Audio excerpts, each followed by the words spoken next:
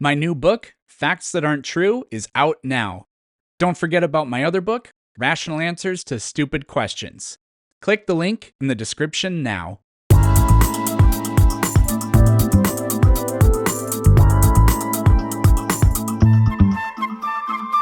Well, it's that time of the month.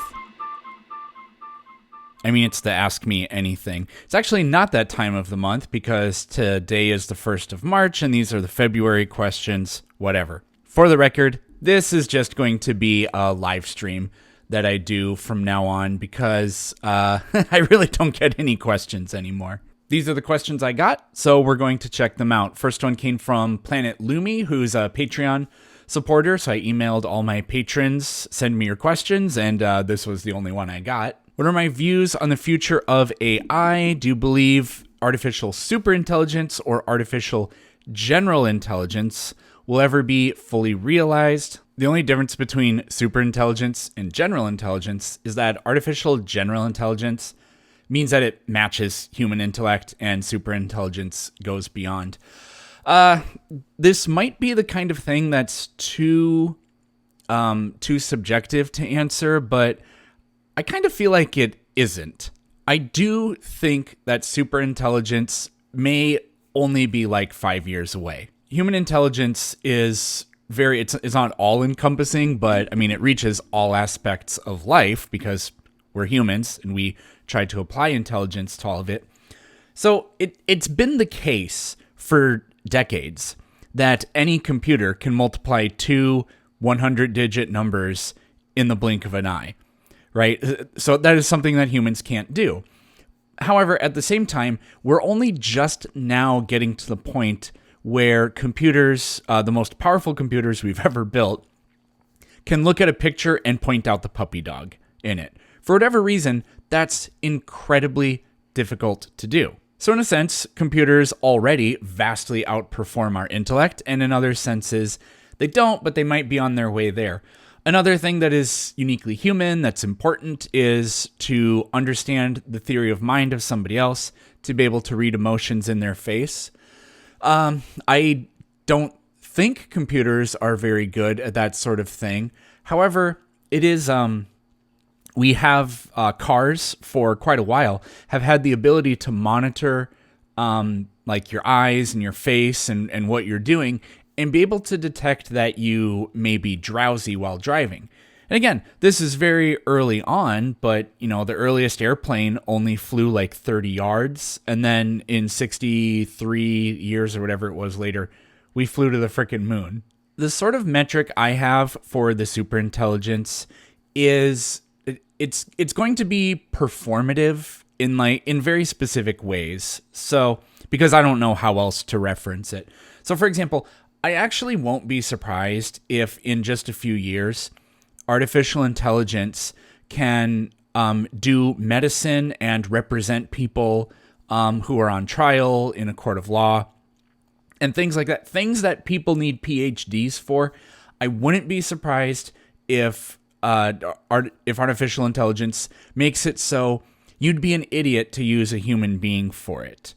There are, Veritasium has this new video where he showed that there was some, I don't remember the exact details, but they used AI or machine learning or something to be able to simulate, I think it was like hundreds of millions of different protein folds.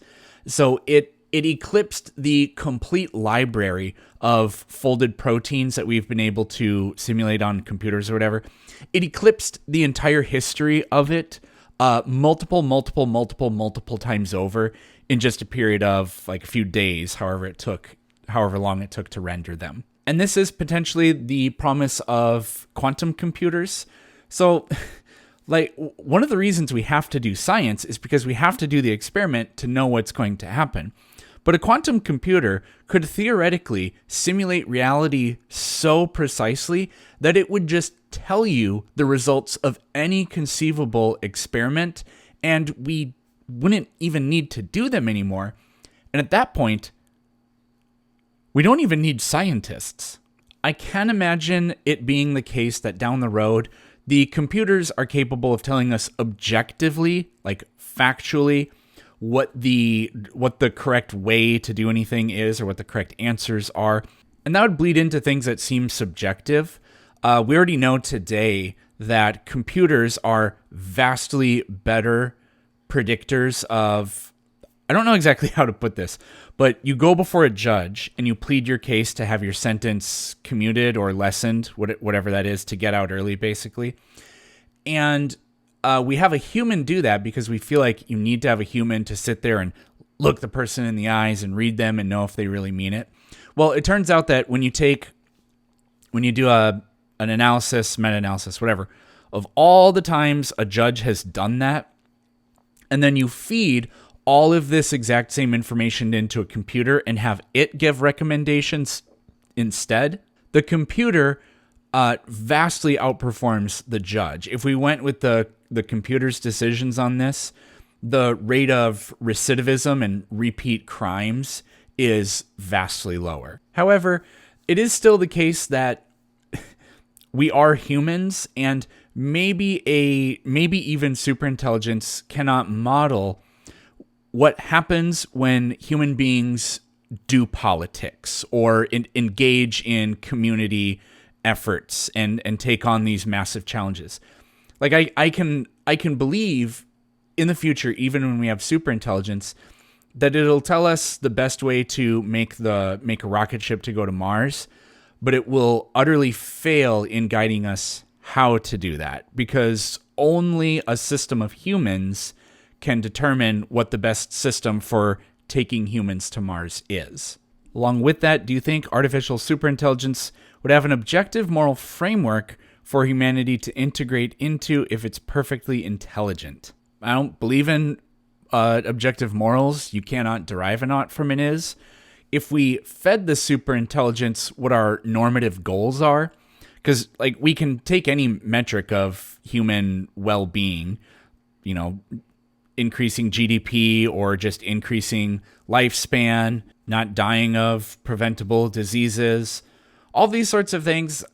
I don't see why a superintelligence wouldn't be able to, simulate and then tell you, yes, if you enact this policy, you should expect this much growth, or it would actually backfire in your face. Here are the reasons why. I think it could potentially do that. However, given what I just said about us going to Mars, maybe it won't necessarily... I mean, it could give us any number of prescriptions, and we could predict the results of that, but we'd have to ultimately probably pick one, because an objective superintelligence, it may be impossible to get it to forget the idea of, no, superintelligence, we don't just create a drug that we put in the water that makes everybody happy no matter what, even if they're experiencing pain or whatever. That's not what we're looking for. And the superintelligence goes, well, I maximized well-being, so I don't know what you want me to do. And then the last one, how am I affording living after the whole getting canceled and the ad revenue thing? Just the ad revenue thing, maybe not a lot of people know this. At the end of 2023, I uploaded a video where I was talking to a flat earther, and we were talking about the flat earth. But in the middle of the conversation, for no reason at all, he said, COVID doesn't exist. And like, that was it. We didn't say anything more on it. YouTube said that I spread misinformation. They banned me from uploading content for a week. And even after I got reinstated, my ad revenue I compared videos that had the exact same amount of views before that and after that, and my ad revenue was like 50%. Since then, it's not a problem anymore. I only had like 3,500 subscribers back then. I just eclipsed 30,000, I think, yesterday. And when I look at the graph, it's I don't know. We've made a full recovery. So the ad revenue thing isn't so much a problem for me anymore, mostly because my channel grew by a lot. But then not having a job. So there is a story. It's not a very long story, but I haven't decided if I am ready or willing to share that. But here's what I can tell you. YouTube is my only source of income currently. I mean, I have the Patreon, and I'm extremely grateful for that, but it doesn't come anywhere close to what I'm getting from YouTube. And I have my merch store, but the merch store kind of pays for itself because it's expensive, and it doesn't do a whole lot more than just that. I'm not going to tell you how much I make because, first of all, it's kind of volatile. What I can tell you is that I'm not making as much as I was when I was teaching. I'm making about 2/3, maybe a little bit more than that, per month compared to what my teacher paychecks were. But it's actually a lot worse than that because YouTube, those dollars aren't taxed ahead of time. There's no withholding. So I'll have to pay a pretty large lump sum of cash whenever I get around to doing my taxes. Luckily, I'm married, so I have health and dental, but I don't have double coverage anymore, which is not ideal. But I'm not in debt. I'm not going into debt. I'm making slightly more money than I need to pay my mortgage and my car and all my bills, which is really, really expensive. So I kind of decided that I'm going to take, I decided this back at the end of last summer, that I'm going to take the year to build this channel up as much as I can and see where that goes. Maybe I'll never have to get a real job ever again, or maybe I will. Oh, I do have this other kind of side hustle, but it's only a couple hours a week. I mean, it's like grocery money, and that's basically it. Myth Vision podcast. So these came from super chats during my live stream I did a few days ago. Yes, that Myth Vision podcast. Hopefully, we're gonna do a little collaboration before in the near future. But Myth Vision wanted to know what I think. Do I see the utility in comparing myths, miracles that he does on Myth Vision? Derek and I chatted about this a little bit, kind of back and forth during the live stream. So I'm not a mythicist, and I'm a little bit annoyed. I find it a little bit annoying when people say Jesus didn't exist. I mean, I'll listen to your case or whatever, but I don't personally believe that. And if we want if we think like our worldview, whether you want to call it secularist or democratic, like as in the opposite of living in a theocracy, if that's what you want, if you want to get Christians on your side, knowing that en masse you're not going to get them to deconvert, then telling them that what they believe in is fake, I just don't think is politically viable. Now, if that's what you believe and you are making content that is for people that agree with that and they want to consume that kind of material, there's absolutely nothing wrong with that. Derek's not a debater. He doesn't go out and tell other people that. Now I'm getting ahead of myself here because I actually don't know if Derek is a mythicist or if it's all just about, well, I think Jesus existed, but he's been turned into a character who didn't really exist. Like Achilles, maybe there actually was an Achilles at the Trojan War. We know that the siege of Troy happened. We know the Trojan War happened. The Iliad is clearly historical fiction, and the details may almost entirely be fictitious. Now, that's sort of more or less my view on Jesus. If we want to compare Jesus to the miracles of Dionysus or whoever else, from what I hear, Dionysus is the one with the greatest number of overlaps, then that's totally fine. But I mean, also, the overlaps are internal within the Bible. I mean, the parallels between Moses and Jesus are vast. The second part of this, I think he ran out of characters because you only get so much in a super chat. All these other demigods are born of a god, do miracles, and then ascend. So, yeah, I mean, I don't think Jesus is a super unique character. And if we can find influences for the story of Jesus from other places, then that's completely valid. I, Planet Peterson, in my new book, Facts That Aren't True, I actually defended the Bible because I say that Christian beliefs and holidays are taken from other religions is a fact that isn't true. This doesn't mean that I don't think there was borrowing from other traditions by Christians, But I don't believe in the conspiracy theory that it was deliberately done for the purpose of recruiting new converts or anything like that. And also a lot of claims that this specific thing was borrowed completely fall apart. I'll give you guys a little sneak peek in the book because just the last 2 paragraphs of this piece, because I think this really lays out what I mean. Most of this piece is about Christmas and Easter, so the second to last paragraph picks up on my discussion of Easter and talking about rabbits and eggs. So here we go. Rabbits and eggs are associated with fertility and rebirth. While there's nothing about Christianity that promotes fertility, Jesus and St. Paul were proponents of celibacy, the resurrection of Jesus can obviously be related to rebirth. The most likely explanation is that long-held pagan practices and symbols became naturally adapted by Christian converts because of the loose associations with the resurrection of Jesus. Think of it like deep dish pizza. Do you think the mayor of Chicago invented deep dish pizza to attract Italian immigrants? Or do you think people in Chicago naturally invented their own pizza by borrowing from outside influences?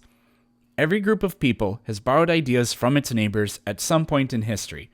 While there are thematic similarities and occasional overlaps in traditions between Christianity and other beliefs, most assertions do not hold up to historical scrutiny.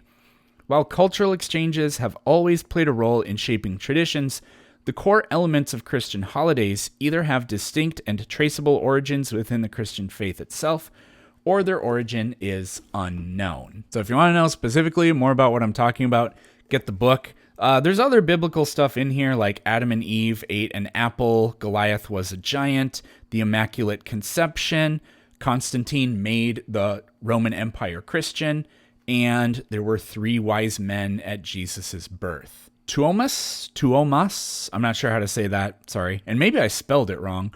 But anyways, just wanted to comment, really like the Darth Minion takedown, Hail Spanky. That was not the first time I had debated PMARS before. I have another video where I talked to him, and that video is titled Brutally Checkmating a Presuppositionalist, or it may just be Apologist. The thumbnail for that is Jesus playing chess. The J-Pomp wants to know, what do you think is the most common misconception or logical fallacy people fall into when evaluating evidence for extraordinary claims, and how can people avoid it? I think there's a boring answer for this, and then a slightly more nuanced answer. The bottom line is, it's confirmation bias.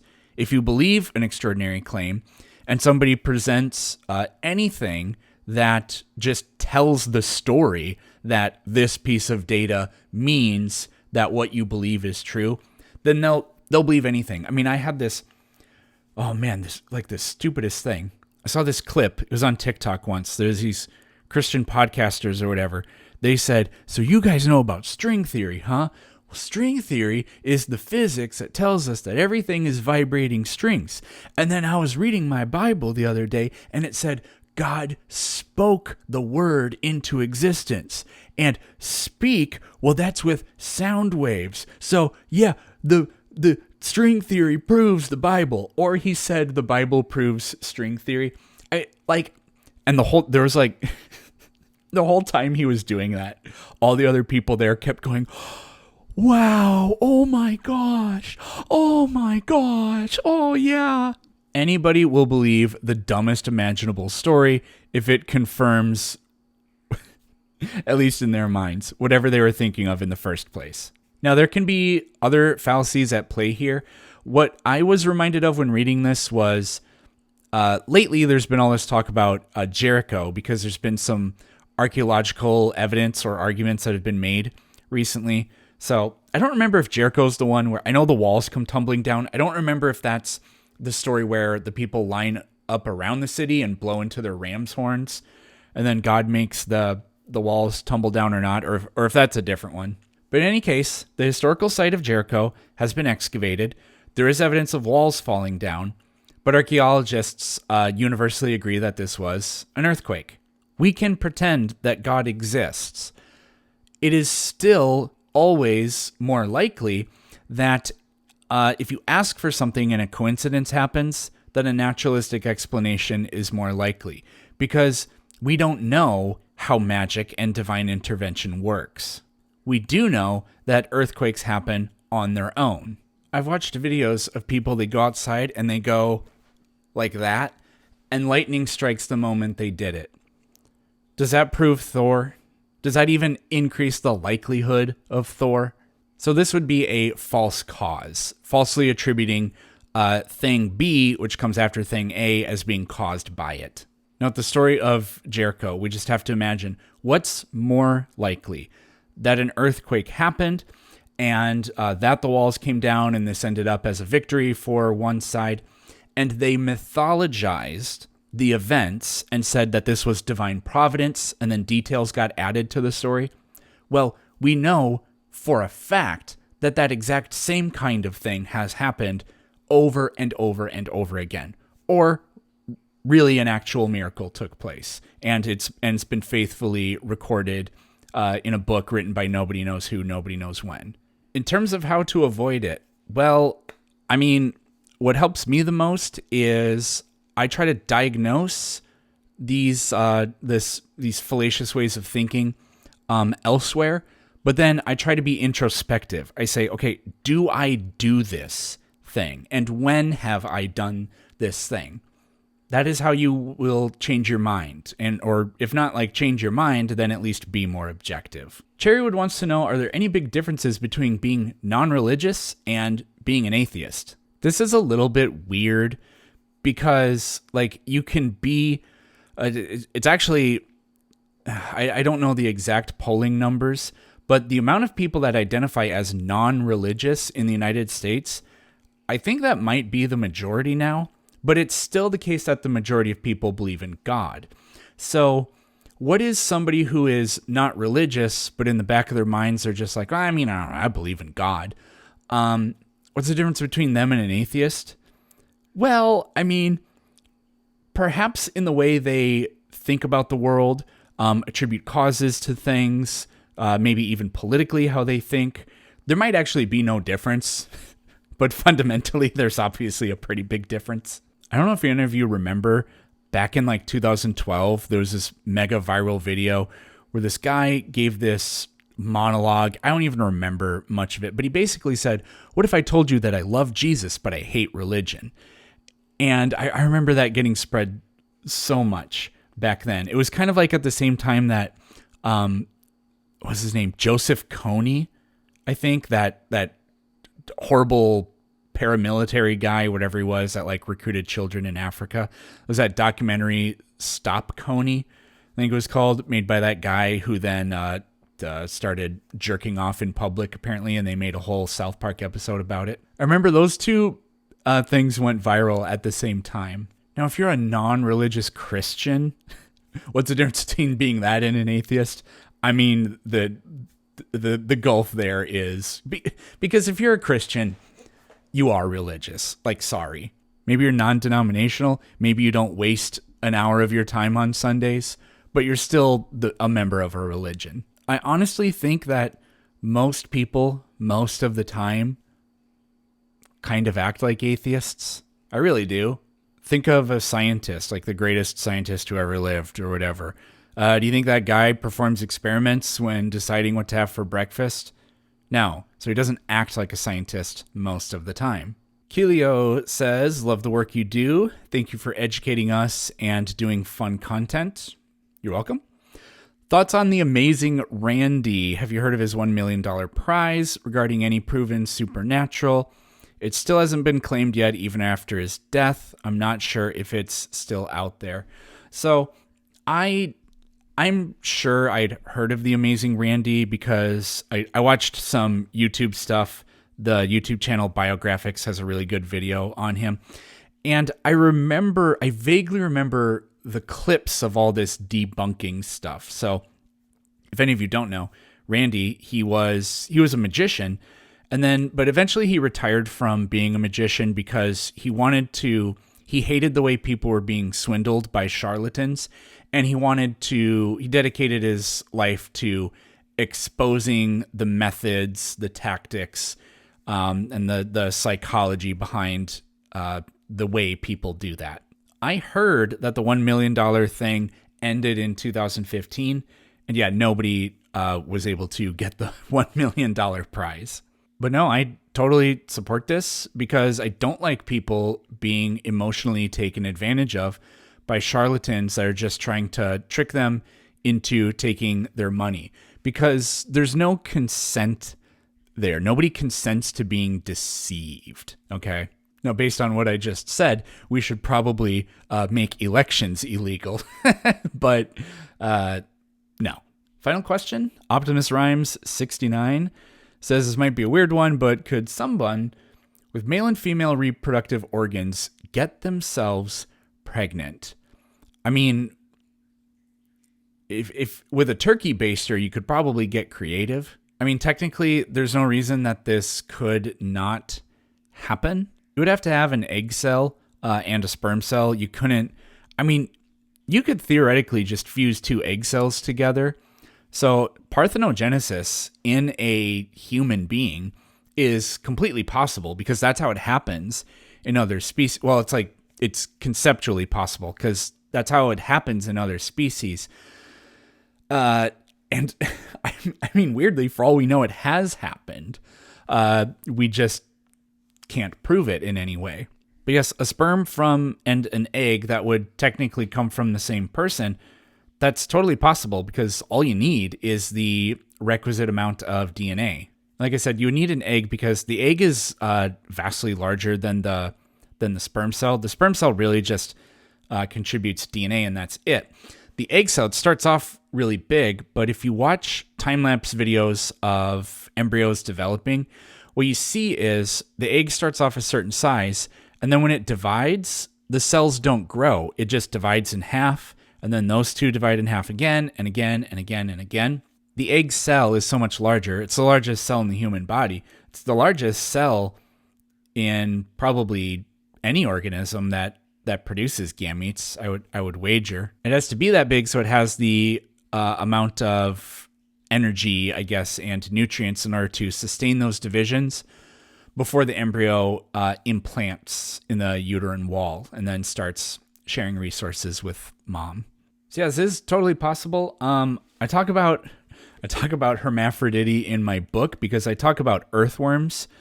The specific claim is if you cut an earthworm in half, that gives you two earthworms. That's not true. But earthworms, that band that they have is called the clitellium, and it has both male and female reproductive organs. Slugs can be like this too. Their penis is kind of like this thing that they shoot out. So you can actually see slugs both mating with each other. So they're each getting the other one pregnant or well, they're having sex, whatever, however it works with them. They don't really get pregnant because they lay eggs, but whatever. However, to my knowledge, I don't know of it because earthworms can't do it. I don't know of any species that can impregnate themselves by introducing male and female gametes together. The only examples of parthenogenesis I know are with I mean, like with bees, if they lay an egg that doesn't get fertilized, that just turns into a male. Male bees only have half the DNA that female bees do. So that's not exactly parthenogenesis, I guess. But the other examples, I actually already mentioned this, are two eggs fused together, I believe is how it happens. So the answer to this question is both yes and no, but in different ways. Thanks for watching, and I'll see you all tomorrow.